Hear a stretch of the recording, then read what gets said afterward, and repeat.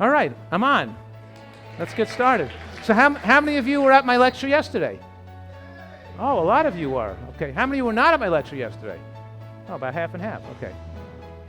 All right, let's get started. So yesterday's lecture was more about the advances in nutritional science that will enable us to defeat the war on cancer, to never get cancer in our lifetime, to not get demented, and to push the envelope of human longevity with the underlying premise that we can all live to be about 100 years old in great health.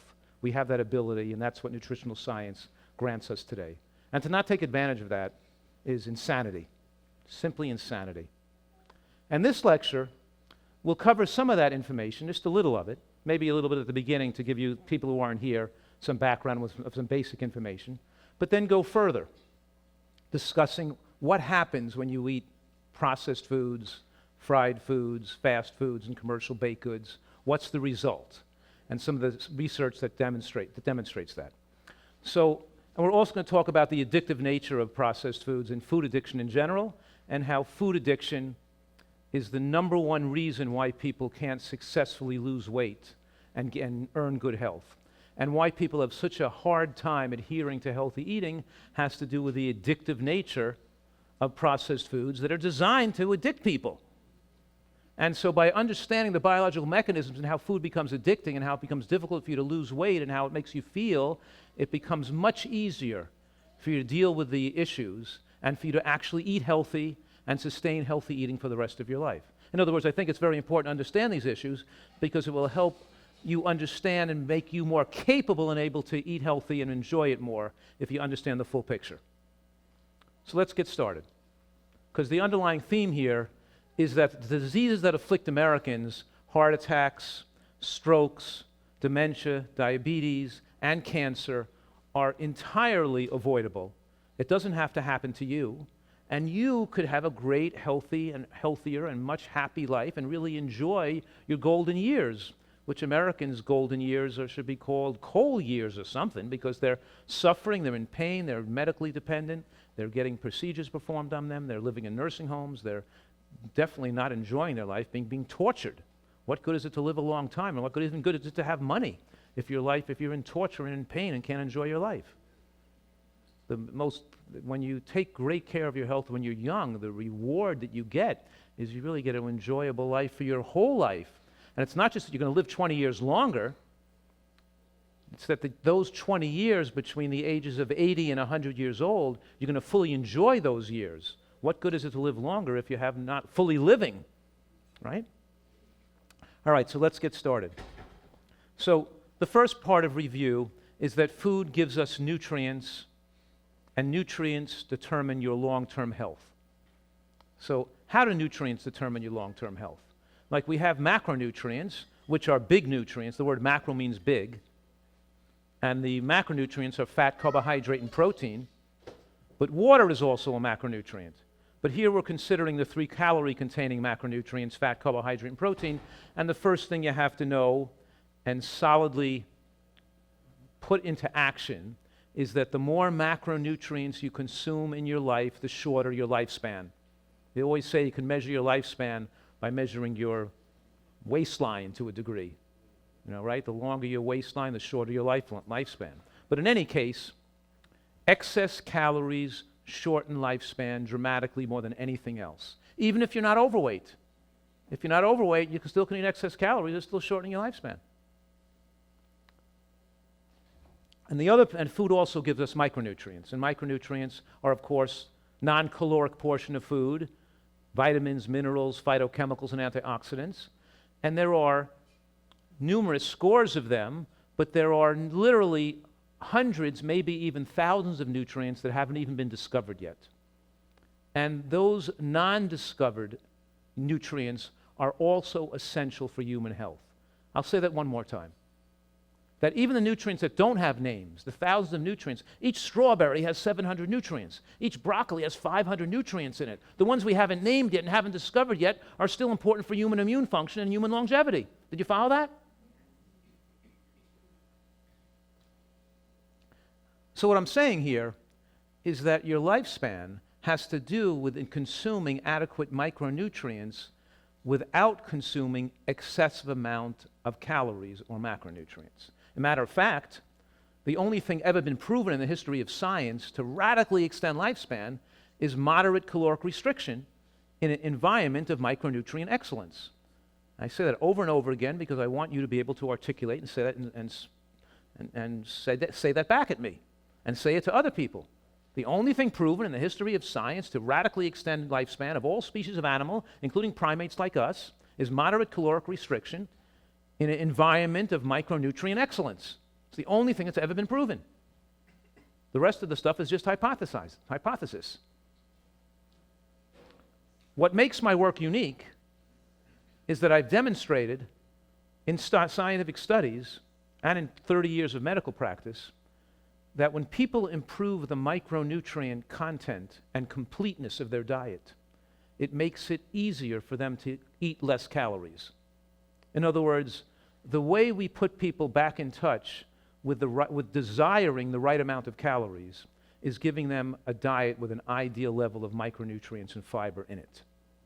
If your diet, and the opposite is also true, if your diet is micronutrient deficient, it almost becomes impossible not to overeat calories. Did you follow that? That's an important theme of this presentation. Why all the people I'm looking at are overweight. Because your diet is micronutrient deficient. You're not eating enough greens, and not eating enough salad and sprouts and tomatoes and onions and mushrooms. You're not eating and wild berries. You're not eating those foods sufficiently. If you were, you couldn't be that overweight because those foods suppress your appetite. So this is basic nutritional information, and this is the first principle of a nutritarian diet. The very first principle is H equals N over C. It means your healthy life expectancy, how long you're going to live, and the quality of your life in your later years is proportional to your nutrient per calorie density of your diet all through life. That means you have to seek out foods that have a higher nutrient bang per caloric buck and eat them. And that also means you have to avoid foods that do not contain nutrients and just give you concentrated calories. And the more you eat foods that have calories in them without nutrients, the more you shorten your life. Every bite you take of foods that don't have nutrients in them, you shorten your life. Reminds me of a song. Every bite you take, every step you take. Yeah. So that bagel, that pizza, that croissant, that ice cream, whatever it is you're eating out there in the front, whatever. I was very disturbed by watching a whole horde of people after listening to my lecture yesterday walk to the front of the room and start to eat white flour pizza with Frankenstein cheese on top. That commercial vegan cheese is probably more dangerous than regular cheese. Processed junk food. Saying, I was ready to strangle these people. You crazy? It shows that they're so addicted to food. Even listening to all day about why not to eat it, the minute it's shoved right in front of it, they went right to it like rats. Never seen anything like it in my life. It's a good scientific study. How worthless is it lecturing to people? What's that? Okay. Your last meal, right? All right, so who wants to volunteer? Raise their hand and volunteer. Great, and tell me what's the first principle of a nutritarian diet in your own words. You can repeat my words, you can make your own words up. What is it? You want moderate calorie intake and maximum micronutrients. Yes. Thank you. Right. You want to strive for that. And that means that the more you eat foods that have low nutrients in them, the more even excess calories shorten lifespan. And even if I had 25 calories a day too much, one bite of a cookie or one bite of a bagel or one little nibble of that pizza, just 25 calories a day too much. Over 365 days, that's 30 pounds in 3 years. That's 30 pounds in 10 years. 30 pounds on my body, that's 180 pounds. Took 15 years off my life, right? Why would I want to do that? Throw away 15 years over one bite of food. What if I took in 50 calories a day too little? Then what would happen? Come anorexic? In other words, we can determine with a calorimeter, with some equipment and with measuring, what calories my body requires to maintain my muscle and skeletal mass. How many calories do I need to maintain my perfect weight where I am right now? We determine that accurately And what if I undershoot it by 50 calories or 100 calories a day? Then what happens to me? I lose weight. I don't lose weight. Stay the same. Because when you mildly undershoot calories, your body will maintain, because I put demands on my body. I exercise, I went to the gym this morning, I do sports, and I have demands on my body that wants to maintain this amount of muscle tissue to do the things I like to do. So my body will maintain that. It'll adjust its metabolic rate, and it'll adjust the rate at which it utilizes calories to maintain the muscle and bone.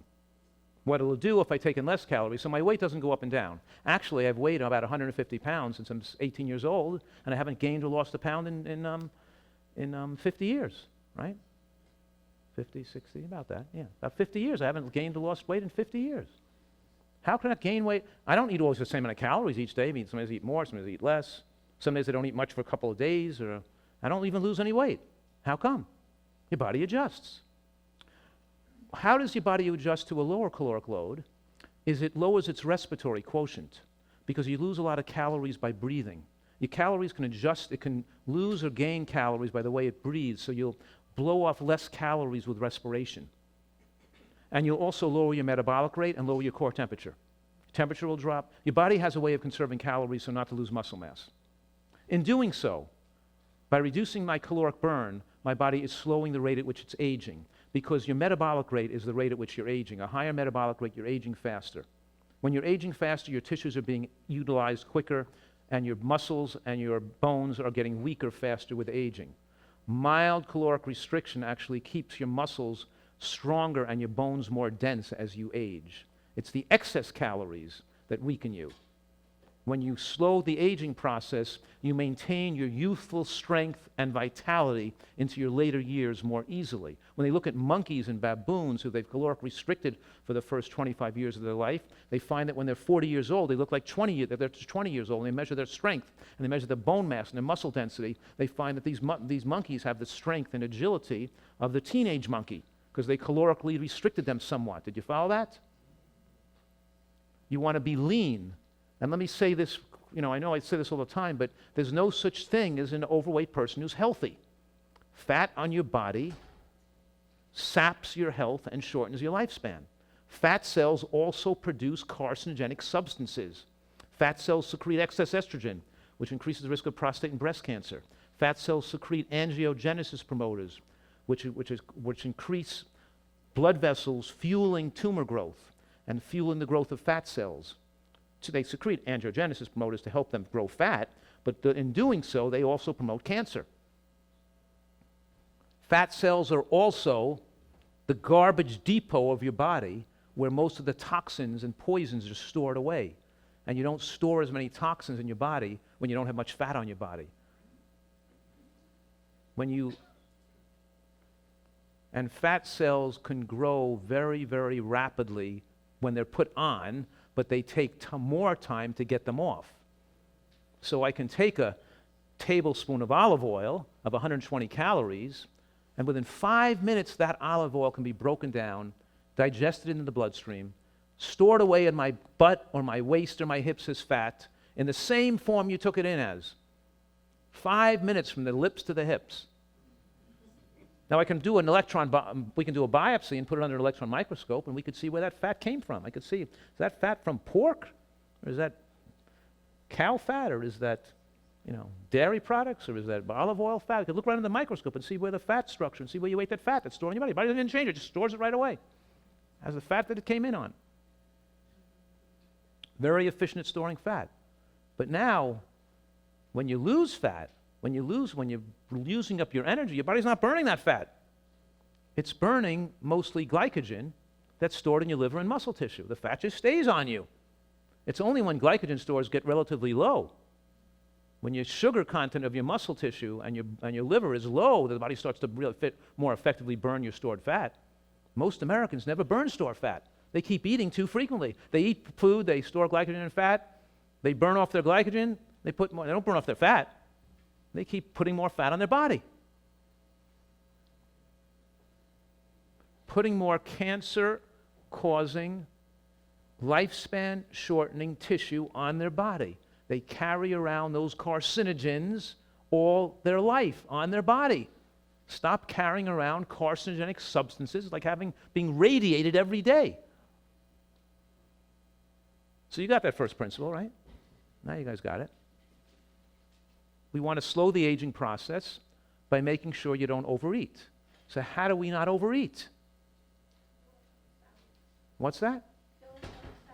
You have to fill up on healthy food, yes. You have to need enough healthy food because when you increase the micronutrient density of your own body's tissues, and when you lower the retained waste in your tissues, then you're not going to feel shaky and weak, and you're not going to crave food when you're not eating. You're not going to require eat to keep your energy up, because your energy is going to be good whether you eat or not all day long. You're not going to require food when you don't need food.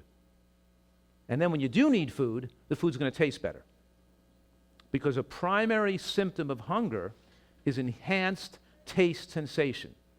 So you might come up to me and say, "Hey, Joel, I made you this great soup. I want you to try it. You're going to love it. I made it just for you."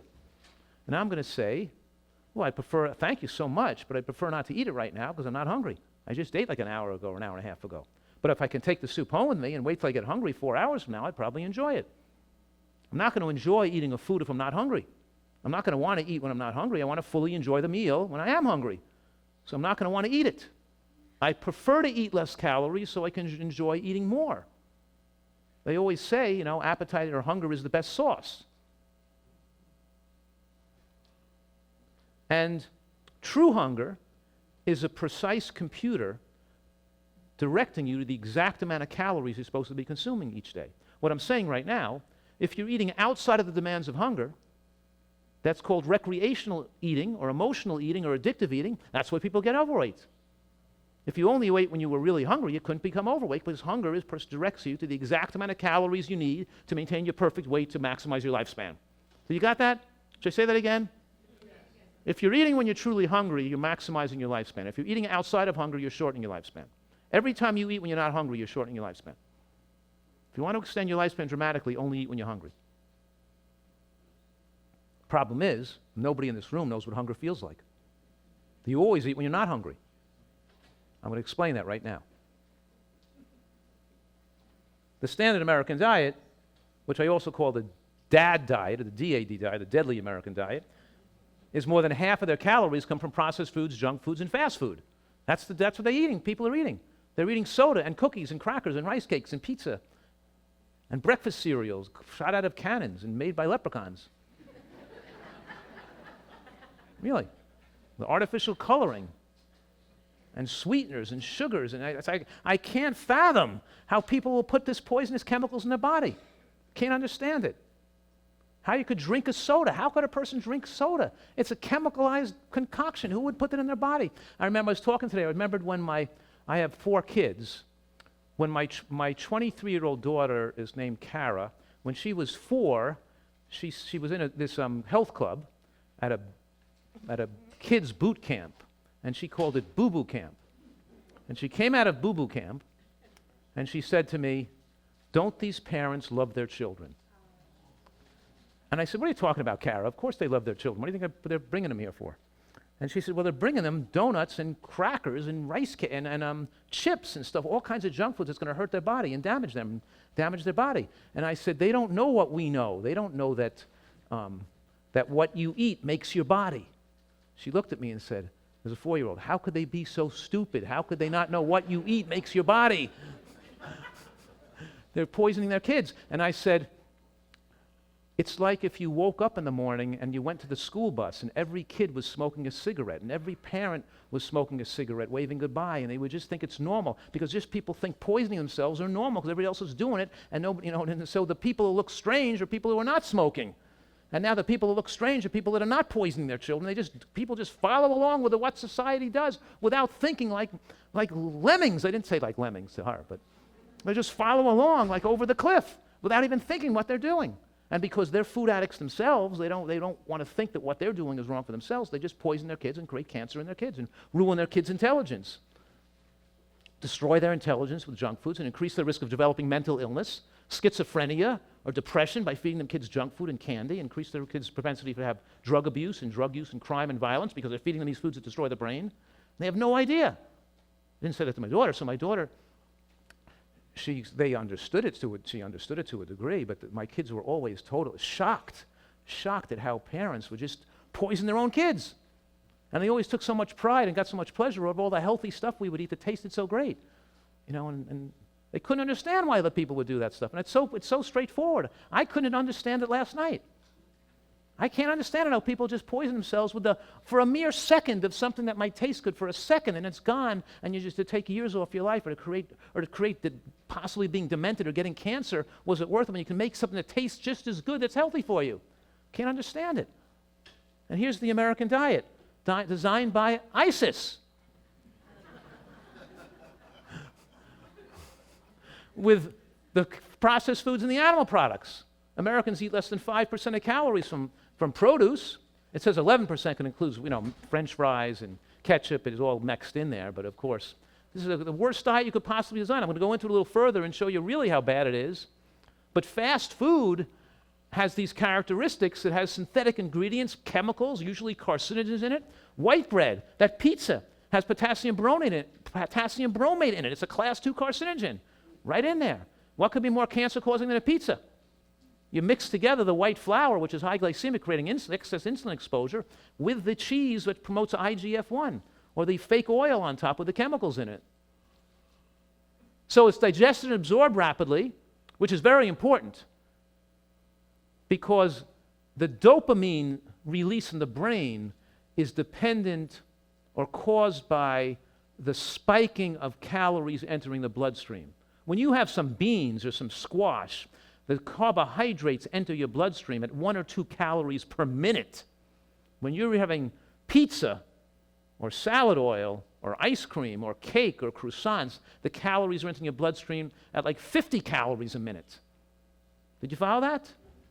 When you had that oil, it entered the bloodstream in 5 minutes, 120 calories. That's like 20 calories a minute or 30 calories a minute. It's the concentrated calories that flood the bloodstream that sets off dopamine release in the brain, the same as does snorting cocaine or shooting up with heroin. It goes into cocaine or the heroin into the bloodstream rapidly. When a doctor gives you a bolus of a medication, he uses a needle and he injects it with a syringe into the bloodstream. It's called a bolus, and it's in the bloodstream all at once. If you put the medication with an IV drip on a bag, he can drip it in at 1 drip every 30 seconds. That's the way you're supposed to be eating, where food comes in slowly, because then your body doesn't make hormones and doesn't develop food addictive sensations in the brain. The high level of calories entering the bloodstream gives you a sensational high as if you had snorted cocaine or taken an opiate, and it hits the same dopamine receptors as taking the opiate or snorting the cocaine does.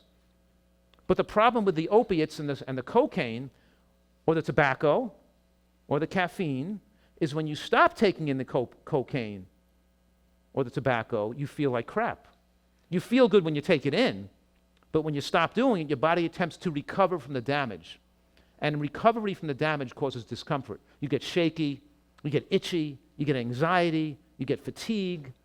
See, feeling ill is getting well, because when your body circulates poisons and toxins to try to remove them and it's the bloodstream, you feel bad. You can itch and you can feel tired when your body's trying to repair something. Here's what I'm saying right now. I'm saying that feeling really good from something is not good for you. When you eat broccoli, it doesn't make you feel high, you feel nothing. Anything that gives you that spike of energy, I feel great, or I took it and I feel so strong, it's not good for you. Look, I can give you an herbal remedy that can raise your blood pressure and lower your blood pressure, raise your pulse and lower your pulse, make you urinate more, make you urinate less, put you to sleep, wake you up, make your heartbeat slower, make your heartbeat faster. But the efficacy of the substance is related to its toxicity. The only reason it has the pharmacologic effects is because the natural herb has some toxins or poisons in it. Food that we eat, we try to get foods that don't have many toxins or poisons in them. They don't have medicinal effects to do anything to us. They don't take away our headaches. They don't give us energy. If it took away your headaches, it's poisonous. If it made you feel better, it's poisonous. We're trying to live in a manner to avoid the need for pharmacologic substances, whether natural or not. We want to avoid the need for medical care, and that includes alternative medical care. Did you follow that? You want to live in a manner to not need care. You're already healthy. You don't need to put any stuff into your body extra. But these foods have a lot of extra stuff in them, except for nutrients. They're nutritionally barren, and they're high in sugar and salt, right? They're damaging, but they don't give you the good stuff. And their glycemic load is high. And what does the word glycemic load mean? What? Anybody? Right. It means that at how fast the glucose enters the bloodstream, right? How fast the carbohydrates enter the bloodstream. So the glycemic load is like how many calories enter the bloodstream in the first hour after you ate the food. But if something is more glycemically dangerous, if the calories enter the bloodstream in the first 10 minutes after you ate the food, that would be even more glycemically harmful, because it's the rush of calories into the bloodstream that causes the spike of hormones. And these hormones that raise, like insulin, have negative effects on your lifespan. Now, things that are low glycemic, like beans, or squashes, or peas, or lentils, or vegetables, or nuts, their calories enter the bloodstream slowly and gradually over a 3-hour period, so your body doesn't have to, the pancreas doesn't have to produce much insulin. It can just produce a little touch of insulin, microscopic amounts. It doesn't need to put out huge amounts of insulin. When you eat plant proteins, the proteins have become complete over a 3 to 4 hour period very gradually. The amount of complete protein entering the bloodstream is only a few calories a minute, keeping IGF-1, insulin-like growth factor 1, at a steady low state. It doesn't have to spike up. You see, when you eat an animal protein, in the first 15 minutes, you could have 25 to 50 calories of complete protein entering the bloodstream. When you eat a plant protein, it's not as complete because it doesn't have all the same level of all the amino acids. So what the body does is it absorbs some of the bacteria in the gut to complete the protein. Some of the cells that line the villi are sloughed off. It can absorb some of those to complete the protein. And it can balance the amino acids that it has in storage in the endothelial lining and around the interior pockets of the villi, and the interior part of the endothelium can store amino acids. The body will gradually absorb them to complete the protein slowly as you absorb those plant proteins. Plant proteins are preferred over animal protein because they enter the bloodstream slowly and they're accompanied by phytochemicals and antioxidants that prevent inflammation as they're being absorbed. But so none of us, you're still always eating some animal products all the time, because the bacteria are living tissue that's being absorbed, and you're eating some of your own tissue. You're eating some of yourself when you digest food, because you're digesting some cells that are sloughing off the villi. Did you follow that? But the point is when you're eating beans and nuts and greens, which are high-protein foods, beans have 30% protein, as much as meat, much as burgers.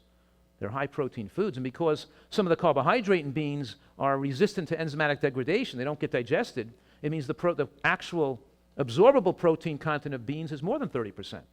Did you follow that? I'm saying that part of the carbohydrate in beans can't be digested. So when it says on the bag of beans or the box of beans or the can of beans, 175 calories a cup, now you know that you registered 175 calories a cup when it came into your stomach, and the signals were sent back to your brain that you ate 175 calories a cup. But 3 or 4 hours later, you didn't absorb all those 175 calories. The body can't break them down. A lot of those calories pass through into the toilet bowl. They're not digestible. So you don't get the whole full calories in the beans, which means that the protein calories were all accessible. It was the carbohydrate calories that got lost in the stool. The bacteria in the gut turn the resistant starch in beans into short-chain fatty acids, predominantly a fatty acid called butyrate. So when you eat beans, you produce more stool fat. You have more fat in your stool. Butyrate has anti-inflammatory effects and anti-diabetic effects, so some of it does get absorbed, but 90% of it doesn't get absorbed because it gets made, because the bacteria turn it into fat so far down in the digestive tract past the point where the body absorbs fats. What's that noise? You guys hear it? Is it me? Did I eat too many beans?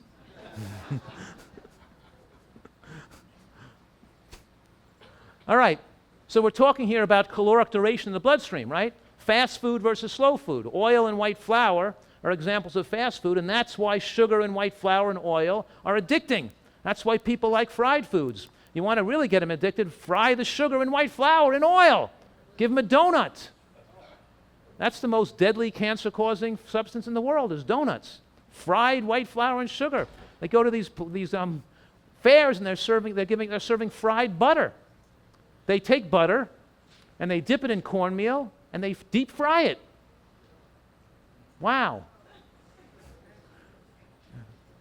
And then you go over and get the cocaine. The cotton cocaine.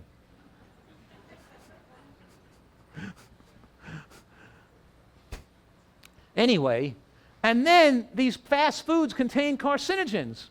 And when you cook meats, when you go to a fast food restaurant and eat meats, it's not boiled in water. They're grilling it or frying it or barbecuing it. And when you grill, fry, barbecue, and cook things under high heat, you create heterocyclic amines and nitrosamino compounds that are carcinogenic substances that the World Health Organization classifies as a class 1 carcinogen. These foods aren't a class 2 carcinogen like the potassium bromate in bread. They're a class 1 carcinogen, which means it's not a suspected carcinogen, it's a definitive carcinogen, a definite carcinogen in the same class as asbestos and cigarette smoking. And people are popping these foods in their body. They're eating them all the time, up and down the road, eating fried chicken and and all these things that are carcinogenic, burgers and everything else.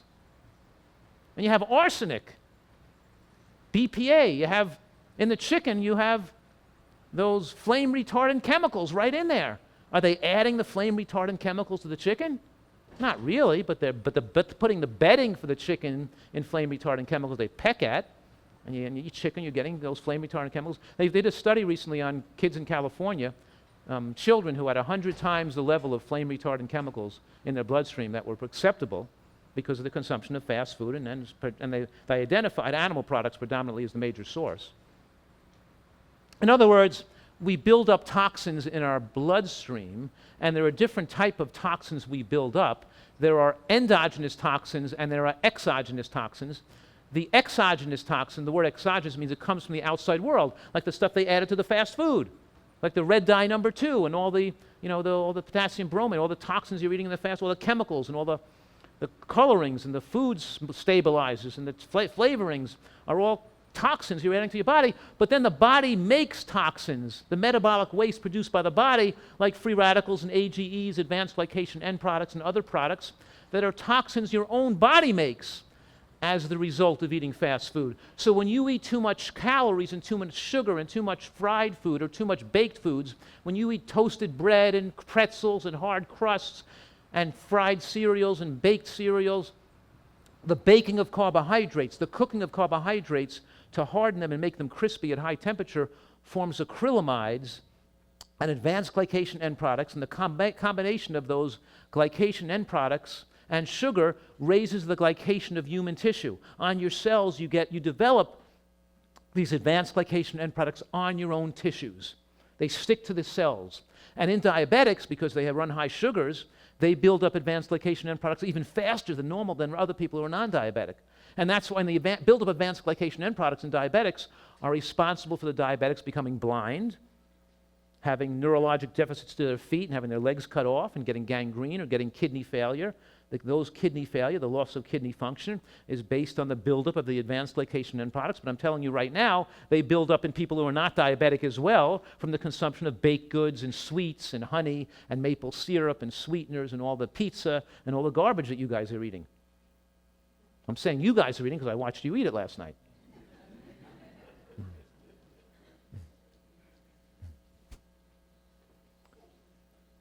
The foods with the strongest link to cancer, of course, are processed meats and barbecue, dairy products, because dairy raise IGF-1 more than, let's say, chicken or shrimp or lizards or frogs or snakes would. If you were really out there eating paleo, you wouldn't be, catching a bull or a cow. It wouldn't be. You'd be looking for lizards and snakes and frogs and things and worms and things, right? Maybe wildebeests. That was a joke. But the point is, you'd be probably having some smaller animals and eating the skin and the bones and the gristle and the whole thing, like a dog or a cat would. But because of our teeth structure and obviously our ability to see color, we're really primates, and primates usually eat a diet that's mostly vegetation, especially all primates eat colorful vegetation, a lot of green vegetables, like a gorilla or a chimpanzee. They all eat a lot of green vegetables. What I'm saying right now is that whether you like it or not, your body, your genetics is dependent on vegetables, are dependent on nutrients that come from green vegetables. If you don't like green vegetables, tough. Your body's still dependent on them. You better live close to a hospital if you don't like them. But the point is, we like what we get used to eating. Your parents trained you not to like them by not feeding them to you. I trained my kids to like them. My kids' favorite food is unbelievable. Their favorite food is kale, is California cream kale. It's like their favorite thing they could possibly eat, practically. They're rushing home to get some like kale. It's amazing. Come home for, My son, when he was a kid, I would say, get that broccoli, get that kale away from that kid. He's getting too strong. Can't have him stronger than me. He'd give me a shove, and I'd stumble back over the couch. I'd do a backflip. Get him away from me.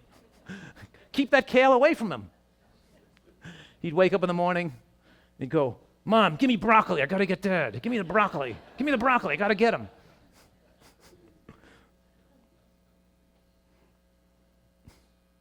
And of course, the white foods, white flour, sugar, white rice. I always say the whiter the bread, the sooner you're dead, right? Of course, these foods, these white foods, the same thing. When you eat in the bagel or the pizza, it's the same thing as if you had a marshmallow or a candy corn or just take a sugar. Why don't you just take, instead of that pizza, why don't they just serve you just sugar right out of a spoon? That would have been just as enjoyable and just as healthy. They feed you that fake cheese on top, so-called vegan cheese, it would just have been healthy to give you some, so just serve you some sugar mixed with some kind of oil. It's just oil that's been treated in a way to make it solidify. Just give you a donut. What does it matter if it's vegan or not? That was the frustration, right? Because it's vegan. Who cares? The studies show that high glycemic carbohydrates like pizza and white bread is just as damaging to your cardiovascular, just damage to your heart and to your cancer and to dementia as if you were eating cheese or steak or barbecue or anything else. It's all the same garbage. And 2 servings a week of commercial baked goods, like a croissant or pizza, doubles your risk of depression. You had the 1 serving last night. All you need is 1 more serving and you're there.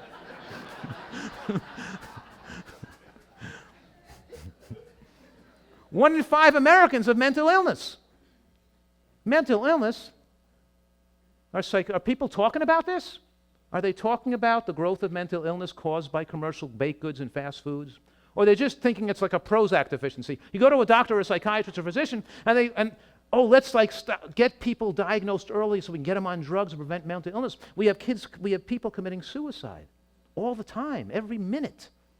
There was a kid who just hung themselves in the bathroom in my son's high school just last week. Junk food ruins the brain and causes depression, major depression. It's not. Lack of nutrition of the brain causes the brain to malfunction. Why would you think you develop diabetes and you would develop heart disease and cancer and all these illnesses, but it's not going to affect your brain? It's not going to damage the brain, just the rest of your body? It stops at the neck. The neck up is like protected? What kind of ridiculous nonsense is this? We know that people are eating themselves into mental illness. We know that sugar destroys the brain. And we know that commercial baked goods and these fast foods are linked to depression in a dose-dependent manner. I said 2 servings a week increases the risk by 51%. A dose-dependent manner means as you go from 2 servings to 3 servings to 4 servings to 5 servings, it goes up accordingly, starting at 51%. Most Americans eventually develop these things, and right now we have a tremendous explosion of mental illness and also dementia in this country that starts out with these fast foods. The brain is under attack, and it dummies you down. It doesn't just cause mental illness. It makes you less intelligent, makes you less creative, makes you less able to concentrate. You have learning disabilities, you have attention disorder, and you're not as smart. So we're talking here that Episodic high glucose damages the brain. And what gives the episodic high glucose? What's the flood of glucose into the brain? What are you eating to cause the spike of glucose in the bloodstream? Bagel, pizza, white bread, same as sugar, no difference. You might as well just consume a cube of sugar if you can eat that crap. Any kind of sugar, even maple syrup and honey, agave nectar. Your only source of sweets should be sugar that's contained within natural foods like fruit. There's no free sugar. It's all bound to fiber, so it's absorbed slowly and doesn't spike the bloodstream, and it's associated with phytochemicals that ease its entry. And when you're eating a nutritarian diet, then your sugar doesn't enter the bloodstream quickly. Let me say that one more time. A nutritarian diet feeds the biofilm, feeds the bacteria in the gut, and thickens the biofilm. The biofilm is a coating of bacteria that line the villi, retarding the absorption of sugar or glucose through the villi. So when you eat these two cooked foods, or these two raw foods and these two cooked foods, they synergistically combine to fuel the growth of bacteria better than any probiotic possibly could. Because when you eat the right foods, the right bacteria become adherent. They take up permanent residence in your gut. When you take a probiotic, it goes right through you into the toilet bowl. You get a couple of good bacteria maybe hang out there, but when you eat the two cooked foods and the two raw foods on a regular basis, then you have people living there. How much bacteria live in the gut? 10 times the amount of bacteria in your gut than cells in the whole rest of your body. And these bacteria have an important function that communicate with the brain and your blood cells, and they make you thin, and they prevent the absorption of glucose, and they utilize energy and utilize glucose so it doesn't get absorbed. So what are these two foods and these two raw foods and these two cooked foods I'm talking about here? I didn't tell you. So let's do the two raw foods first. What are the two raw foods you're supposed to eat every day to promote both of the benefits of the What are two raw foods? Green vegetables, and what's the other one? No, onions. The two raw foods are with the most effect on bacteria. Berries do promote good bacteria, of course, but with the most powerful effect on the biofilm to prevent glycemic rush are scallions, onions, and raw green vegetables. And the two cooked foods, okay, you got the raw foods, right? Mushrooms and beans. Remember I told you a few minutes ago that beans have the highest amount of resistant starch? Resistant starch aren't broken down by enzymes. They're broken by digestive enzymes. It's called resistant starch because it's resistant to enzymatic degradation. So it's not digested by enzymes, it's digested by bacteria. If it's digested by bacteria, it's the fuel, it's the food for the bacteria. When you eat beans, the reason why you can not produce so much gas when you eat beans is because you eat beans all the time. If you're a regular bean eater, your body has more of the bacteria that digest the indigestible cellulose and the resistant starch in beans, so it doesn't produce as much gas, unfortunately. You don't have more fun with the gas. What I'm saying right now is that you may have some indigestion from occasionally eating beans. The way you get rid of that is eating beans every day. Then you won't have indigestion anymore from eating them because you eat them all the time. And when you're regularly consuming beans, then you thicken the biofilm so that when you have your mango or your oatmeal in the morning, the glycemic effect of the mango or the oatmeal are dramatically reduced because you ate those four foods and you have a thickened biofilm. Did you follow that? The glycemic load of that breakfast was dramatically lowered because you ate those other foods that give you a healthy biofilm. So what we're saying here now is that a nutritarian diet, we're absorbing glucose into the bloodstream, maybe the same amount of glucose, but it comes in slowly. It's inhibited, and we get the amount we need, and if we don't, and the digestive tract will burn more of it if you don't need it. The digestive tract becomes your friend. It keeps you at the perfect weight. If you eat too much or too little, nothing's going to change because your body has the right cellular structure, the right bacteria, the right mechanisms to keep your homeodynamic system continually working perfectly. When you eat right, your body works right. The brain continually needs a supply of antioxidants. The muscle tissues can make their own can get rid of free radicals on their own from the antioxidant response element in the cell. There's an ARE that keeps free radicals in check as part of the cellular machinery. But the brain doesn't have the ARE. The brain needs a continual and ongoing supply of phytonutrients to prevent loss of brain function. We need those colorful nutrients in the berries and the greens. And of course, the sugar and the glucose is associated with poor school performance, hyperactivity, attention deficits, lower concentration, poor school performance, and lower intelligence. Parents will bring their kids donuts, donut holes, and junk food to the soccer games, to the baseball practice. It's amazing. And then some of you guys will let it happen. No courage, no fight. Just don't want to ruffle any feathers, right? When you're not ruffling feathers, you're losing the opportunity to save lives. Don't participate in that. Don't bring the cocaine along with it to the party, even if you're not going to use it yourself. Why would you bring cocaine to the party? Just to look good? You don't have no self-esteem. You need other people to tell you to get your self-esteem from? The point I'm making right now, a healthy person doesn't need the approval of other people for their own self-worth. It comes from inside, because they know they're doing good for other people. Your self-esteem comes from your ability. It doesn't matter how others see you, it's how you see them. Your self-esteem comes from your ability to care for others, not how they care for you. You're not looking to look good so they look at you favorably. You want to be able to look at other people to help favorably. That's how you feel good about yourself. You want to be able to love. You want to be able to care. You want to be able to emote. You want to be able to feel. You want to be able to have a life with meaning. Why am I telling you this? So you can be more courageous. You can bring a healthy dish to a party and not be afraid to speak in a kind and loving way and express why you're not eating the foods and not have to hide your healthy eating. People are afraid. They're afraid to be different. Or you let other people poison other, like my daughters as kids would already tell their friends not to eat that stuff. Okay, sometimes we'd say, maybe calm it down a little bit. They're not asking you for their advice, They'll come to you. You've set a good example. They'll start asking you questions. And my kids have always been seen as like experts by their friends, you know what I mean? And they ask them questions and stuff. And it's amazing how many other children they've affected and they're healthier because of them. So it's the same thing. You don't need a doctor's degree or anything, You all can get these superpowers I'm talking about here, right?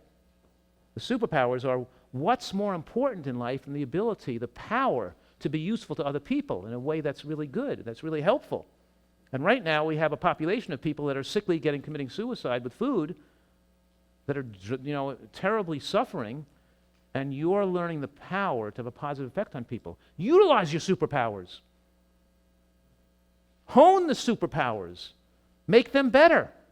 Practice them. Be able to articulate it better. Be able to give it with an art in a loving fashion where people seeing it coming at kindness, not as an attack. Not as a criticism, be good at what you do. Be able to really understand these advances in nutritional science so you can radiate out like a ray of light to be useful to other people. They say put the oxygen mask on yourself first. Nobody's going to listen to you if you're not in good health yourself, if you haven't taken care of yourself. But then the next step is to, better than winning the Olympics, is being able to have that satisfaction that's ongoing your whole life from having that power to have a positive effect on other people. Through your knowledge and through your kindness and through your caring. And that comes from, don't get yourself mixed up into it. It's not helpful to you. That's like heroin. Looking for your own glorification is like heroin. You're going to feel good about yourself from you being able to help others. Don't be afraid of how other people see it. Now, we talked about food addiction already, right? That food addiction there's two parts of food addiction. There's the high you get when you imbibe in cocaine or processed foods or calorically concentrated, highly palatable foods. When you eat fast foods or processed foods or soda, chips, potato chips, you get that high and you feel really good while you're doing it just for a couple of minutes. And then when you try to stop doing it, you feel pain and discomfort. The pain and discomfort from addiction overwhelms the feeling good part.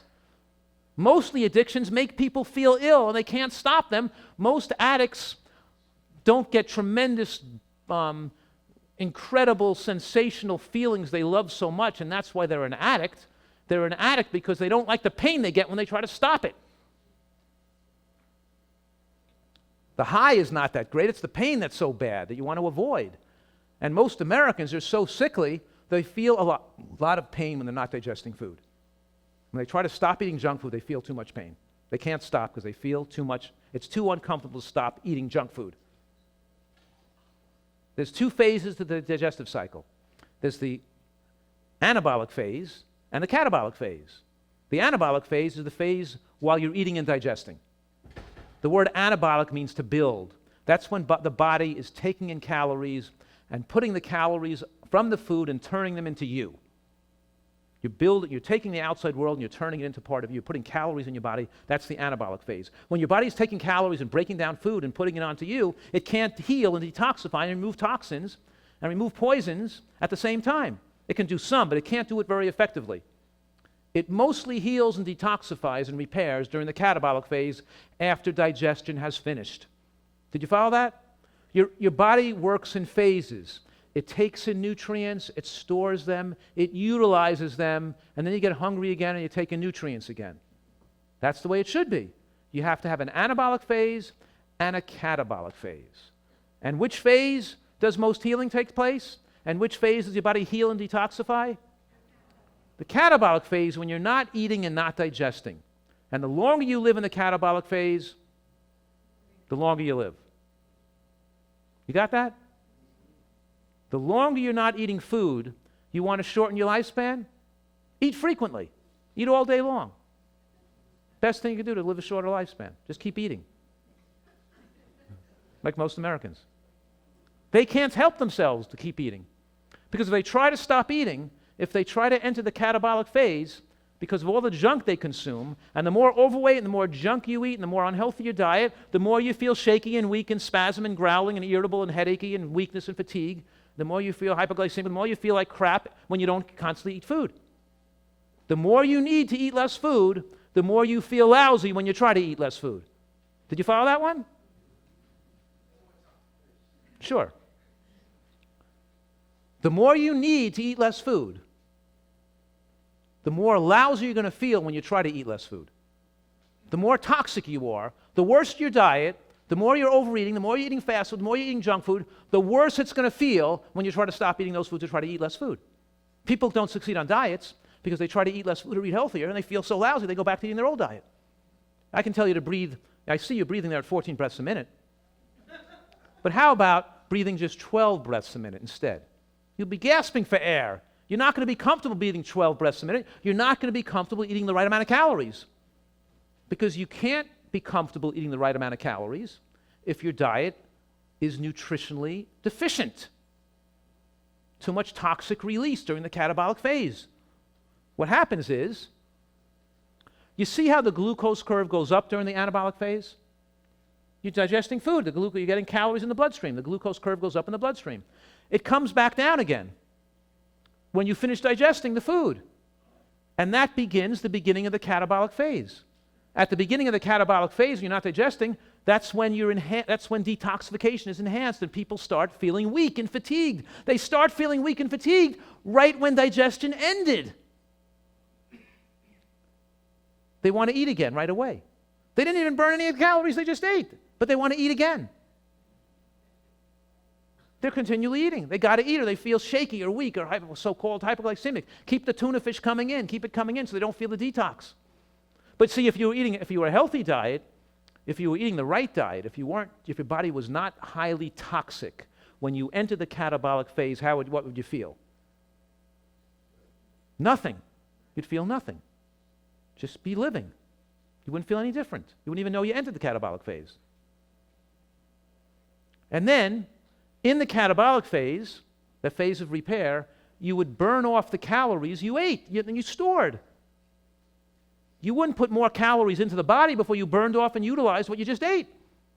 You don't go to the gas station, fill up your car with gas, and then drive it around the block, one block, and try to put another tank full in. The gas will just run out of the tank and go right on the pavement. But with our body, we're elastic. We can fill ourselves up. We didn't burn it at all. We didn't utilize it. Fill it up again. Didn't utilize that. Fill it up again. It's amazing how most Americans, they're such addicts that they work and they live, and then they live to make money so they can stimulate themselves with drugs or food or alcohol. They just live for stimulation, for their addictions. Their addictions control their life. And the addictions take over the brain. They live for their addictions. They've lost their ability to be creative. They've lost their ability to intelligently solve the problems in their life. They just hunker down in their addiction and survive from one high to the next. And what happens if you continue not to eat? You continue not to eat in the catabolic phase, and you see when the glucose curve starts to drop? Well, that's when true hunger would occur. When you used up the glycogen.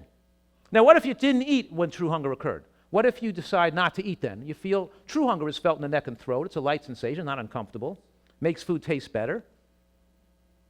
I sometimes, as a life-extending technique, some nights I'll eat a light dinner, I'll eat an earlier dinner, and I'll want to go to sleep a little hungry. I purposely design my meals so some nights I'm a little hungry at bedtime, and I go to sleep with a little hunger. It's not uncomfortable so you can't sleep. It's so I don't even notice it. I'm watching the television, I feel a little hunger. I'm watching the television program, I forgot about it, I go to bed. You see, because if you extend the catabolic phase at night, that's even more lifespan enhancing. That's the secret fountain of youth, is to extend that catabolic phase a little bit. It's the opposite of what Americans are doing, because most Americans are thinking they should be speeding up their metabolic rate by eating frequently. Speeding up the metabolic rate shorten their life, but of course, the more frequently you eat, the more eating occasions you occur, the more calories you consume too. You don't want to take in more calories and speed up the metabolic rate to accommodate them. You want to eat less frequently and take in less calories. But in any case, if you didn't eat with true hunger, your glucose curve would still be flat. You wouldn't pass out or get fatigued. You still wouldn't get fatigued. You don't get fatigued from not eating food. You get fatigued from over-exercising or not sleeping. When you don't eat food, you get hungry. You don't get fatigued. Of course, if you didn't eat food for a week, you'd feel fatigued, but not for a day or two. But in any case, because if you're feeling fatigued, that's detoxification. That's poison circulating in your bloodstream. You don't eat fatigue is not hunger. When you're fatigued, you get rest. You don't eat food. If you don't eat food here when you're truly hungry, your body breaks down muscle tissue called gluconeogenesis. Your body can make glucose by breaking down muscle tissue. The brain can use muscle. As you're listening to me talk right now, if you ate breakfast and you didn't eat lunch, well, even if you ate, your brain is being fueled by glucose. It requires glucose to sustain your thoughts, and about 80% of your caloric needs are being utilized by the brain at rest. Your brain is your bigger utilizer of calories, and it needs glucose to think and to survive and keep yourself alert and awake. If you don't have any glucose reserve left, your body will break down its muscle tissue to make glucose to fuel the brain. Do you think the body wants to waste muscle tissue? You think my body wants to destroy my muscle or utilize it for the brain? Nah, it would rather be eat. So it gives me a signal to eat, which is true hunger. Lets me know if I don't eat, maybe I'll waste a little muscle tissue. So I eat. The point I'm making is the brain is a precise computer to keep you with the exact amount of calories, like a perfect computer with a narrow amount of calories a day. If you're eating when you're not hungry, you're over-consuming calories, though. So what happens to most Americans is they get toxic hunger. They go from one anabolic phase into another. Or they'll eat such a big meal and so many calories with meat and cheese and hard-to-digest foods that they'll keep digesting right till the next meal. And they'll be in the anabolic phase right to the point where almost before they eat the next meal, they'll be coming still in the anabolic phase. They have no sustained catabolic phase because they're addicts. And they can't lose weight, and it's the reason why diets fail 95% of the time. People can't lose weight because they don't like the way they feel when they're not eating. So how do you feel good when you're not eating? You have to improve the quality of what you're eating. You have to eat healthy to be able to be comfortable eating less calories. You may have learned it's better not to be overweight, but you're too uncomfortable dieting because you're not eating enough. Your dietary quality has not been addressed adequately. Now, we're talking here that when you have that pasta, that pizza, those burgers, or those fries, this is addicting, and they're as addicting as opiates and drugs, and they're more deadly they're more deadly for numerous reasons. Number one, because everybody's doing it 3 times a day. And if you had cocaine or smoking cigarettes, you could smoke maybe a couple of cigarettes a week, or you snorted cocaine on the weekend or something, but people are doing this at every meal.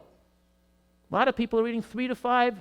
They're eating fast food and junk food and commercial baked goods and white bread and pizza and pasta and bagels and croissants and donuts and cookies and soft drinks. Every single day at every single meal, they're flooding their body with this junk.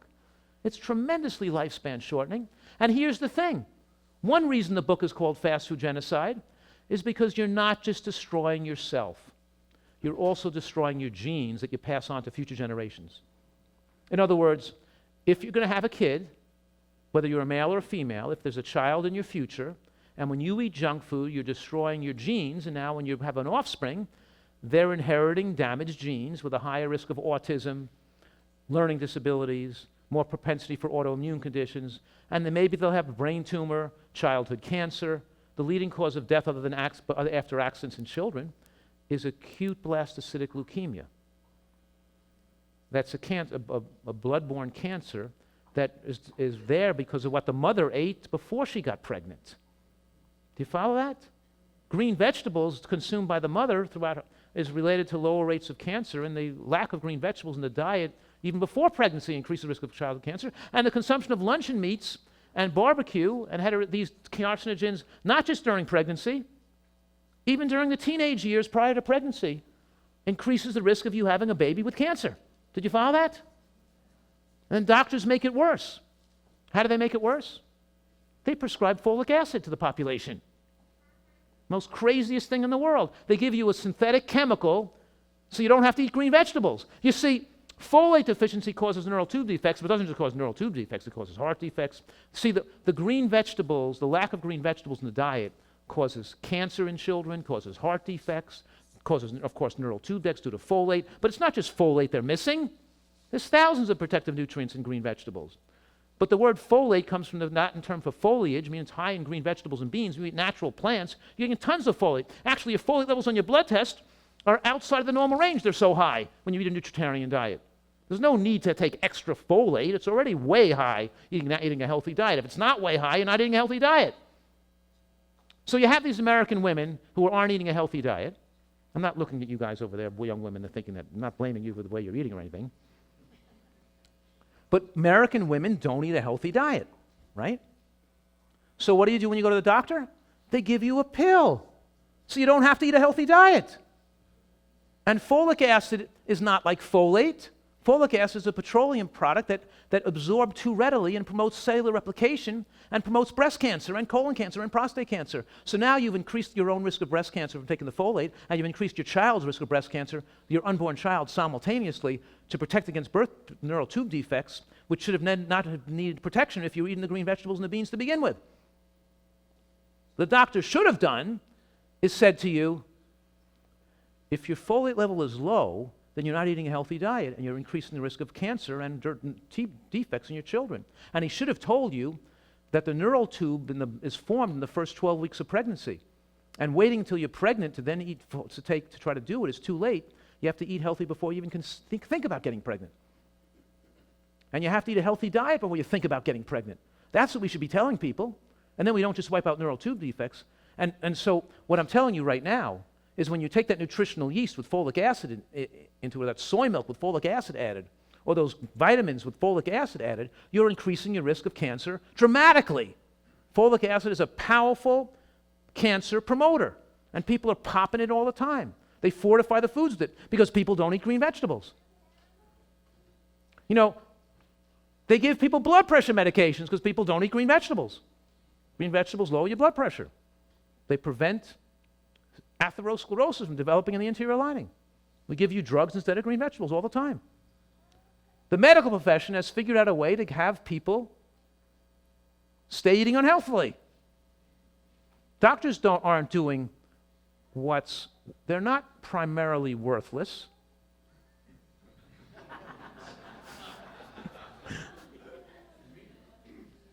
Because worthless means they're not hurting or helping, it's just doing nothing.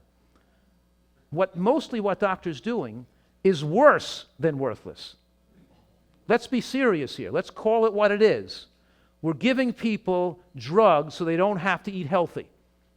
We're giving them blood pressure medications so they don't have to eat healthy. They don't have to cut back on their salt. They don't have to eat vegetables. They can keep eating fast food with a blood pressure medication that causes cancer. We give them a folate pill so they don't have to eat vegetables. We give them statin drugs so they keep eating spare ribs. We do a bypass surgery or angioplasty so they don't have to exercise and eat right. And does the angioplasty or bypass surgery extend their life and then prevent future risk of a future heart attack? Of course not. It increases the risk of future death and morbidity.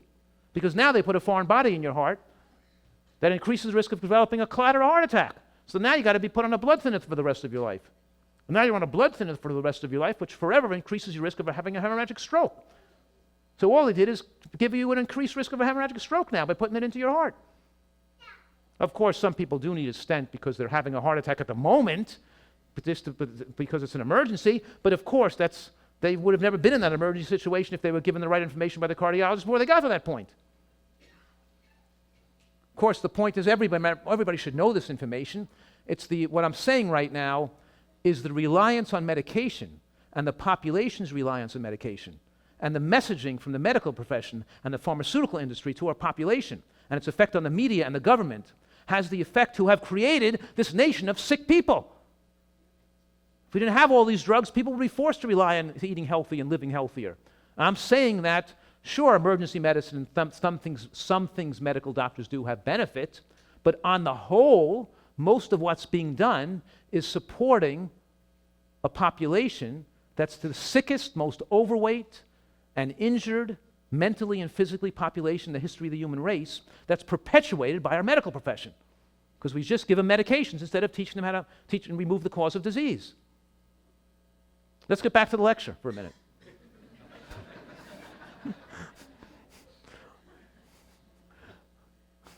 We're talking here that you damage the genes, and we're talking that the link between fast food and candy and processed foods and mental illness and drug addiction and illegal drug use and crime is stronger than the link between poverty and crime and lack of parents and crime and bad parenting and crime and any other measure of deprivation you could think of. There's nothing that correlates better with crime than consumption of candy in childhood and drug use and drug abuse. And half the people in federal prisons today are there because of nonviolent drug-related offenses. The point I'm making right now is that this junk food diet we eat in America has far-reaching effects on all of American society. It keeps people in poverty. It creates crime. It keeps people on drugs. It puts people in prison. It takes away the American dream from large segments of our population, and it keeps our whole population in this prison of addiction where they no longer have their full mental faculties to control their lives and make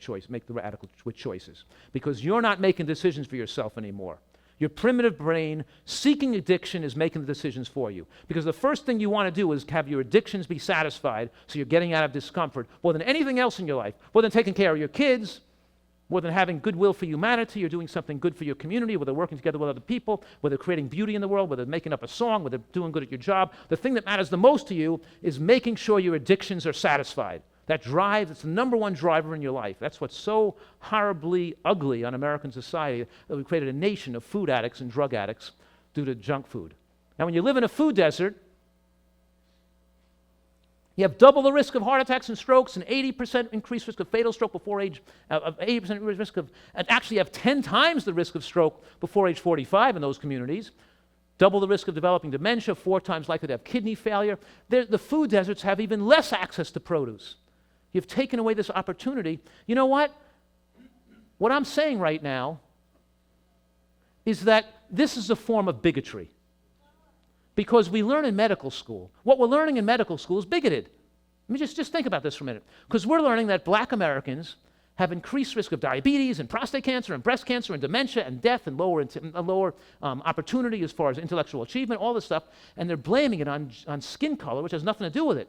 It's the food that's in their environment, what they're being served, because when we look at Caucasian populations eating the same bad diet or in the same low access to produce, we see the same exact problems. It has nothing to do with skin color. It has nothing to do with genetics play a very tiny role, no role in intelligence and ability to reach the American dream. This is bigotry in action.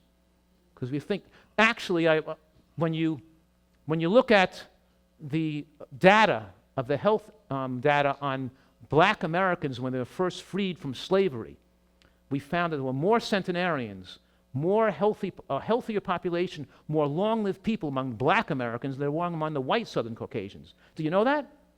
It wasn't until after the World Wars where they would after the Jim Crow laws and the white supremacy movement and the violence in the South, where they were driven into northern cities, and the World Wars came, and we had the explosion of the fast food industry and the processed food industry. We started making Spam and donuts and crackers and instant coffee and Tang and Kool-Aid so people on the battlefield could carry food with them, and with not refrigeration, these foods became mass-produced and cheap, and we pushed these foods into the inner cities, that we started to see the development of these problems develop in people of color in America. It's not a genetic issue. It's not due to bigotry. I mean, it's not due to genetics. Like, we're thinking that, black Americans are more prone to disease. That's not true. And what we're doing is we're taking the populations by pushing them out away from areas where you can grow produce and pushing them into inner cities and having food deserts. What we're done is we're taking away the possibility and potential of part of America from reaching the American dream and achieving their intellectual and economic potential. Did you follow that?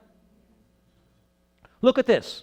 When we look at the food desert areas by zip code, and we look at, there's so much more obesity and diabetes and we can determine the obesity and diabetes rate not by skin color, but by distance from a source of produce. How much fast food restaurants and convenience stores compared to access to supermarkets. We can determine how much obesity and diabetes there are in the area. Most obesity and diabetics are in the food deserts, regardless of skin color or genetic background or heritage.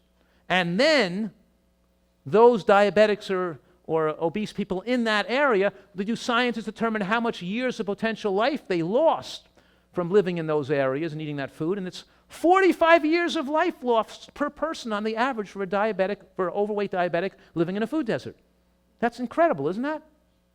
That's a genocide, losing 45 years of life from not having access to food. This should be something that affects all of us, right? Affects everybody. Taking away, it's destructive to people. So just mentioning that, pellagra, you heard of pellagra? That's like a niacin deficiency. They developed pellagra in the Deep South because the diet was there corn and molasses and pork, which was low in niacin. And they didn't know it back then. Pellagra went on for decades and decades, for like years and years, causing dementia, violent behavior, suicidal and homicidal thoughts, and it caused a causal neckness, a red neck, or caused you a rash around your neck. It's the origin of the word rednecks, because all these Southerners becoming crazy and violent in the South. And back then, it took about 80 years after the end of the Civil War, for the medical profession to first recognize that pellagra was due to a nutritional deficiency, due to lack of vegetables in the diet. They used to think it was genetics. We don't learn from our past mistakes. Same thing's going on today. We're blaming diseases based on nutritional distribution and food distribution inequality on genetics, when it's based on, the southern, and we're seeing it today. The more you eat, of course, now we know pellagra is caused by niacin deficiency. They put niacin into white flour, into cornmeal and stuff. You know what I mean? So,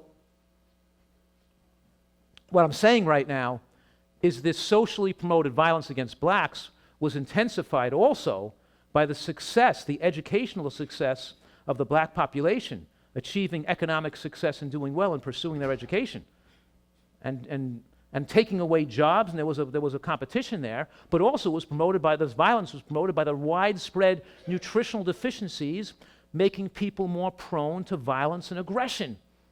And what I'm saying to you right now is that poor diets make people more prone to anger and violence and aggression. nutritionally deficient brains, right?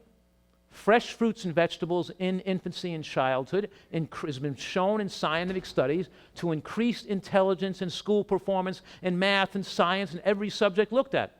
The same way healthy foods linked to increased intelligence, fast food and candy and junk food is linked to poor school performance, lower IQ, and regular consumers of fast foods have the absolute worst outcomes. And fast food consumption is linked to autism in your children, because you consume fast food when you're, in your life, you have more childhood cancer, autism, birth defects, learning disabilities, and problems in your children. This is what's going on, right?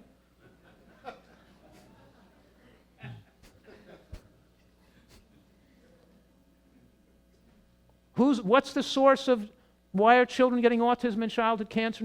Parents are the problem, because the parents are food addicts. Matter of fact, when the school system says you can't bring candy and cupcakes and cake and ice cream to school anymore when your kid's having a birthday, who makes a big stink about it? The parents, right? The addicted parents who think they're going to deprive their child because they don't want to give up the junk and they don't want to think. It's like a cognitive dissonance where they don't have the ability to think of how they're damaging their child and how they're damaging themselves because they're doing it and they're addicted to it. When you're an addict, you block out the thoughts that what you're doing could be hurting somebody or hurting yourself. You just drive the car and crash it. You're an alcoholic, and you don't even think you might be killing somebody or killing yourself. You're snorting cocaine, or you're doing something. When you're an addict, you lose the ability to thoughtfully to think in a large sense. Your own little world ends right where your world ends is your whole world, and you make decisions just about your own supplying your own addictive needs and caring for other people, doing right for your children, having goodwill for humanity, helping other people, being a good part of your community, being an educator, being whatever it is to be, that's secondary. Your addiction drives your life. And the food addiction's driving the life of Americans, making them be inadequate parents, poisoning their children. Right? Children fed candy before age 10. What was Halloween? We celebrate it, right? And the kids, and then they have the little kids start to be addicts pretty young, hiding the candy in their night tables and under their bed, right? Getting high when they're young and then turning into later life drug addicts. Candy and fast food is the gateway drug to heroin and more serious drug use, right? Got to be crazy to eat fast food. But here's the thing. If you eat fast food, it makes you crazy. You become insane. The subconscious mind doesn't want you to change. Emotional eating makes your emotions worse. That's Eric Clapton there. Eric Clapton said sugar was his gateway drug, right? Well, here I'm making a joke. I'm saying heroin was a gateway drug. He used to be on heroin, but now he's eating junk food, donuts and soda. Happens. You know how all the alcoholics go to AA and they come out and they're eating sugar. Right? What's happening in a lot of the religious institutions in America? You go there and they try to hook you in by giving you donuts and feeding you and giving you junk food and keeping you addicts and feeding you with, right? All these fat people, these Americans poisoning themselves, trying to use, and you go to all using food as a gimmick, as a hook. And then we salt everything too. And fast food and processed food and restaurant food is heavily salted. One reason you want to eat at home mostly is to get rid of, when you eat out, you're getting highly salted foods. And how many people here are a vegan? Raise your hand. Okay. Now, does being a vegan put you at a higher risk of stroke or a lower risk of stroke? What do you think?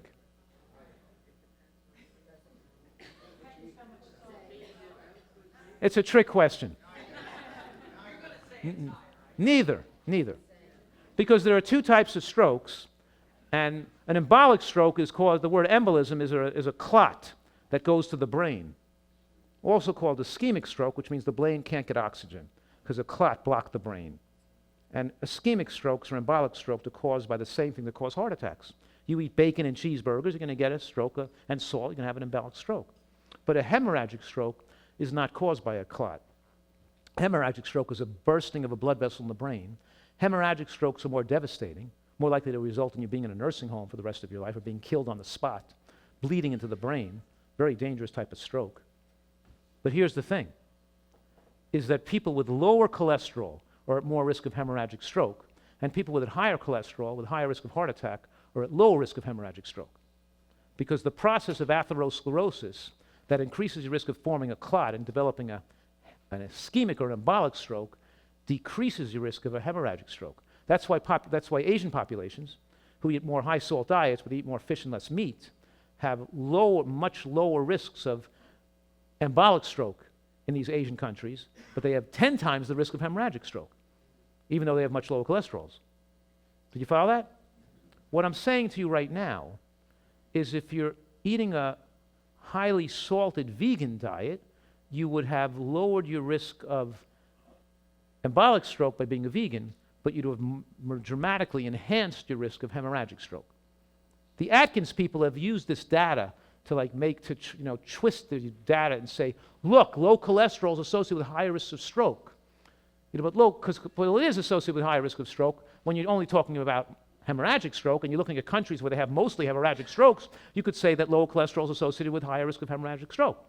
But it doesn't mean an Atkins diet is good to raise your cholesterol, lower your risk of stroke. Do you follow? You understand what they did? They're tricking people? But why am I telling you this? Why is this information important for you?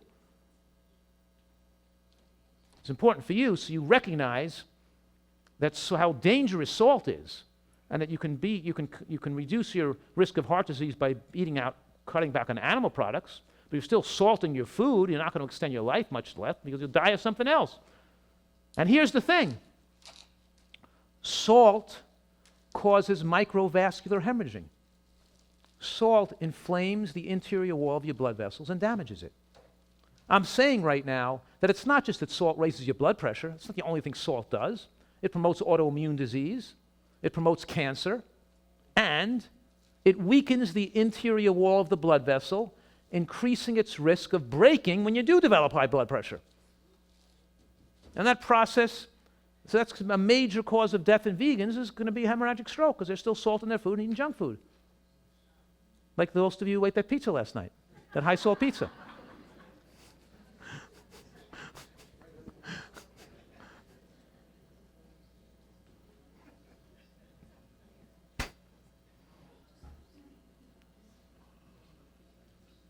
And the other mistake that vegans do is they eat oil. Oil is junk food. How many calories? Look, oil is 120 calories per tablespoon, but because there's no fiber or significant micronutrient load, it doesn't shut down the apostat. If you were waiting before up here to come and eat at a buffet and I gave you a tablespoon of olive oil, you wouldn't take in less calories. There's no apostat reduction from the oil. Took a few nuts or an apple, you'd cut back on the calories. The point I'm making right now is that oil makes you eat more calories. Most Americans are consuming over 400 calories of oil a day.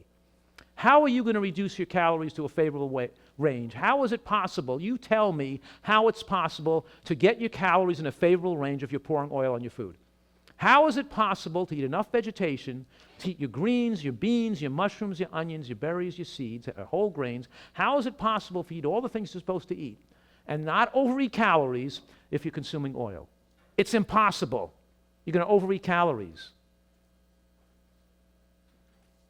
And if you're not overeating calories and you're putting oil on your food, then you're not eating enough phytochemicals and antioxidants. Because that should have been calories you should have been consuming with high nutrient plants. Do you follow me? This is empty calorie junk food. And then when you fry foods in oil, they form free radicals, they oxidize, they become rancid, and they are carcinogenic.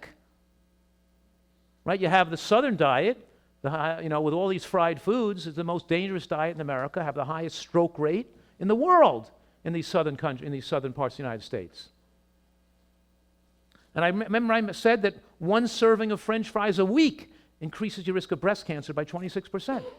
Even moderate consumption of fried foods is powerfully cancer-causing.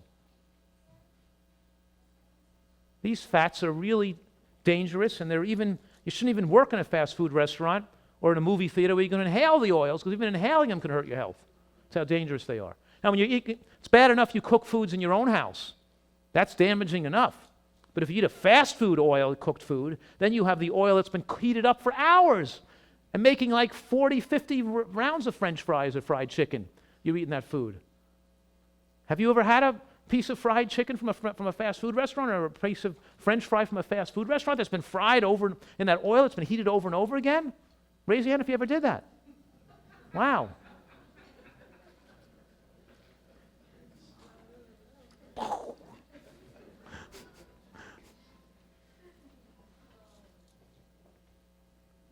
See, when you get your fats from nuts and seeds, they're completely biologically different from oil, because they're not cooked, they're not rancid, right? They're in a package with phytochemicals and fibers and sterols and stanols that slow the absorption of the bloodstream. Remember I told you a half an hour ago that when you ate beans, all the calories aren't absorbed. Remember I told you that? Yeah. Well, when you eat nuts and seeds, all the calories aren't absorbed, because the sterols and stanols that bind fat suck fat out into the toilet bowl. And the fat magnet in nuts and seeds is so powerful that they suck out oxidized LDL. They actually take free radicals out of the body. They actually take LDL cholesterol and suck that fat out preferentially. So the body moves fat and moves sugar both through the villi in both directions. With the right foods and the right bacteria, you're actually removing things that should be removed and put in the toilet bowl, and things that want to go in are allowed to come in. With the wrong foods, everything comes in, good stuff and the bad stuff. And nothing bad comes out. So nuts and seeds also dramatically facilitate the absorption of the anti-cancer phytochemicals in the vegetables. So when you have that salad with the red pepper, the red onion, the scallion, the arugula, with a delicious dressing made with almonds and sunflower seeds and tomato paste and roasted garlic. What I'm saying to you right now, and a little fig vinegar or balsamic vinegar in there, make a delicious tomato paste for the salad. I'm saying to you, the fact that you put some nuts and seeds on your salad made you better able to absorb the anti-cancer phytochemicals in the salad. So when should you eat your nuts and seeds? When should you eat most of your fat in your diet? Should you eat most of it when you eat your mango and your oatmeal in the morning? No, you should eat your nuts and seeds at your meal that contains the biggest amount of vegetables, where you have more of the anti-cancer phytochemicals present. Should you snack on nuts and seeds? You wasted them. You only eat them with the meal that has the most green vegetables, with the most vegetables to facilitate the absorption of the phytochemicals that are fat-soluble nutrients. Yikes, I'm running out of time here. I'm talking too slow. Okay, so here's the thing, is that there's no controversy here. Zero controversy. You don't have to ask me this question. When you don't eat nuts and seeds, you increase your risk of sudden cardiac death. And if you have heart disease and you're not eating nuts and seeds, you're increasing your risk of death. You got that? You don't take nuts and seeds out of a diet because you have heart disease. That's harmful to your health and been proven to be harmful. 40% decreased cardiovascular mortality from meta-analysis with more than 350,000 people, more than 44,000 deaths followed for decades, showing that the inclusion of nuts and seeds reduces risk of death from both heart disease and cancer, and their exclusion increases risk of death. Here's the Prevamid study, comparing olive oil to nuts and seeds, showing that when people ate more olive oil and less butter, they had heart attack rates went down by 10%. That doesn't prove olive oil is a health food, just because it's better than butter or better than sugar.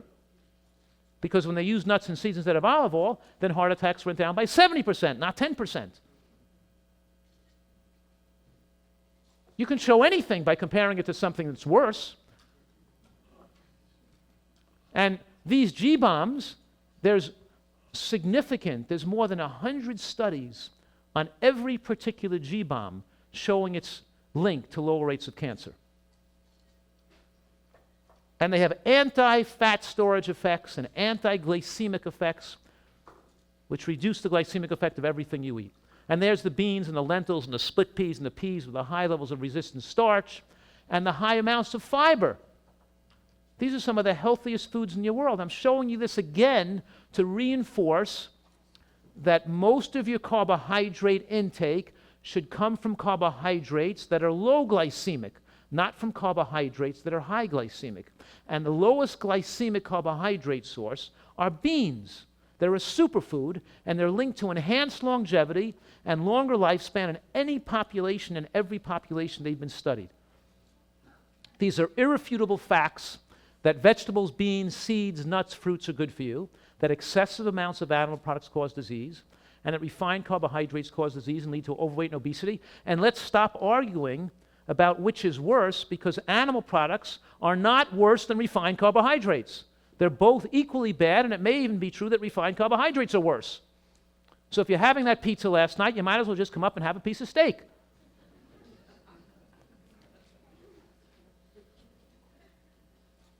It's no improvement if you're on a high glycemic vegan diet. You're not going to achieve good health and a longer life. It's been well established. You have to cut out the refined carbohydrates, the sugar and the junk food, and the animal products, or at least reduce them dramatically. And it's important, if you're on a near vegan or vegan diet, that you don't shrink your brain. What good is it to live to be 90 to 100 years old if you have no brain function when you're that old? It's true that B12 deficiency could shrink the brain and destroy and permanently damage your brain cells.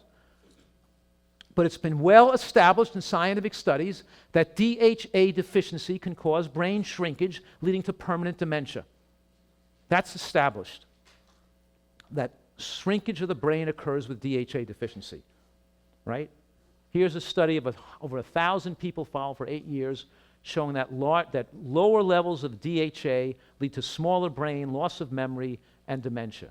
And here's a research study on 166 vegans who were not supplementing with DHA, showing that 64 were insufficient levels of DHA for the brain, and 27% were severely deficient. A vegan diet that's not supplemented could lead to dementia in a large number of people. Now, it's true that about a third of vegans don't need to take DHA because they produce enough DHA on their own, but what we determined in this study was that it wasn't the consumption of ALA from walnuts and green vegetables and flax seeds that enabled some vegans to have adequate levels. It wasn't that at all. Why some vegans had adequate levels and others did not was genetically determined by the activity of their conversion enzyme. It's the genes making one person different from another. You can't eat yourself to an adequate DHA by just eating more walnuts or flax seeds. In other words, another irresponsible position by the radical vegans who want to tell people they don't have to take any supplements except B12, and a vegan diet is better in all nutrients, when in fact they're creating the possibility of people developing dementia and depression that has occurred in so many vegans that have left the vegan diet have developed depression because of lack of DHA in the brain. That's completely irresponsible by some people, even some people speaking at this conference. Yes? I'm curious if you can test for that. So say Yes, it's a blood test. Yep. So even if I'm taking DHA, but I want to know if I need to be taking it. Well, if you're taking it, you can't know if you need to be taking it, because if you're taking it, it's going to come out normal. To know if you need to take it, you have to not take it. Probably 3 or 4 months to know if you really need to take it.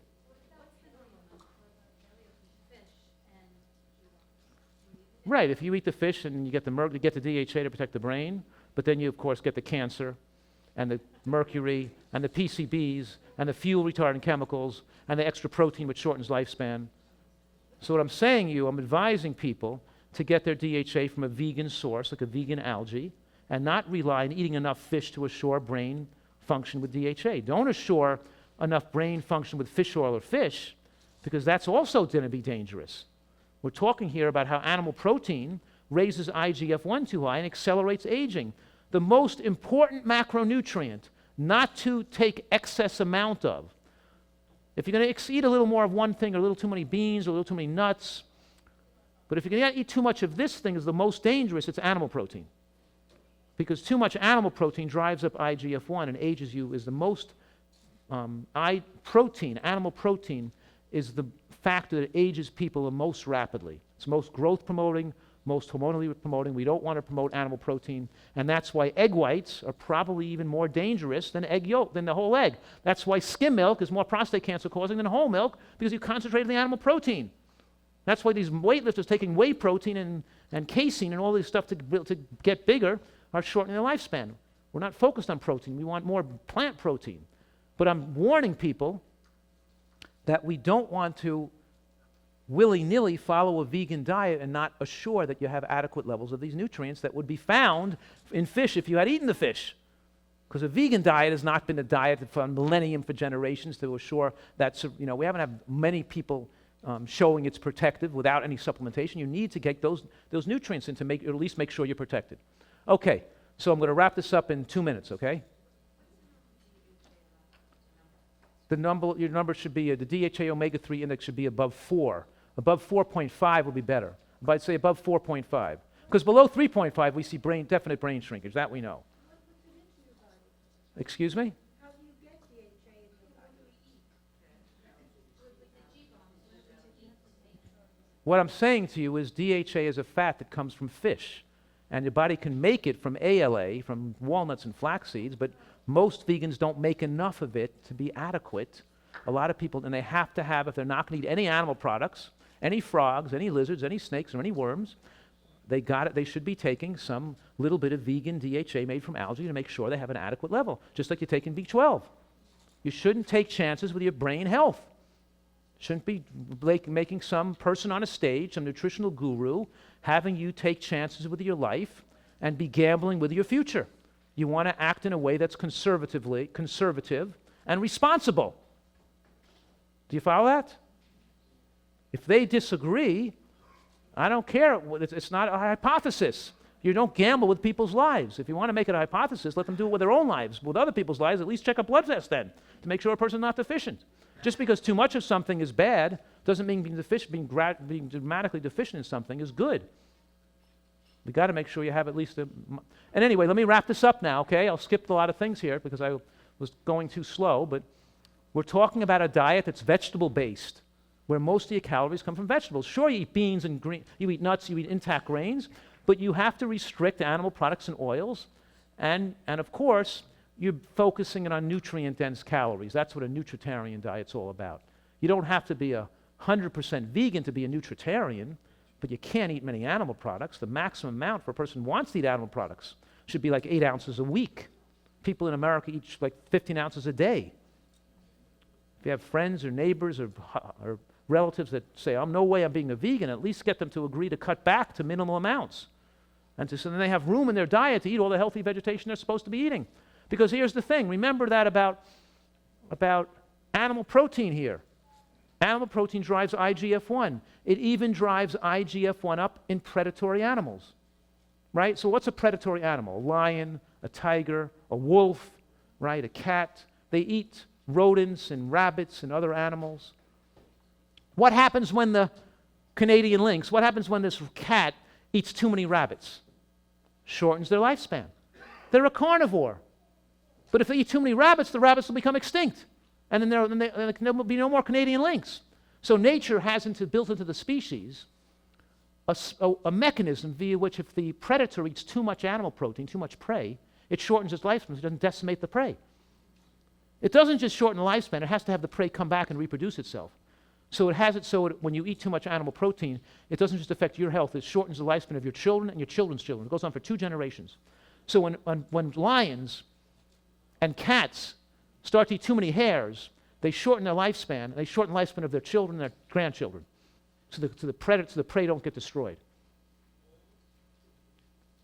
When we're an animal that's a primate, it's mostly a frugivore, not a carnivore, the effect of overeating animal protein is magnified, more so than a carnivore. We shorten the lifespan of our own life and our children and our grandchildren when we eat unhealthy. So we're talking here about next generational damage. So we're talking about high protein accelerates death, and especially high protein from fish. It's pure protein practically. And the fish is largely polluted. You want to decrease all animal protein. So I'm running out of time. We're talking about a nutritarian diet which gives you many, many years of a healthy life expectancy, because when an American diet, you're not just dying younger, you're living a poor quality life before you die, for 10 years before you die. Here you're pushing the envelope of human longevity, yes, but you have a good quality of life during those years. And I can show all these people who lost 100 pounds in a year, or lost 300 pounds, and all these people who lost 125 pounds in a year and lost 150 pounds in a year. But those people didn't just lose weight. They got rid of their diabetes. They got rid of their sleep apnea. They got rid of their arthritis. They got rid of their asthma, right? They reversed their diseases, and they're living a much better life. All right, so nice to talk to you today. Wishing you all great health.